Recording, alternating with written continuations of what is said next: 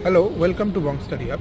তোমরা জানোই যে আমরা একটা 12-এর সেমিস্টারের জন্য স্পেশাল কোর্স লঞ্চ করেছি, যেটা পুরোপুরি সম্পূর্ণ ফ্রিতে আসতে চলেছে ইউটিউবে।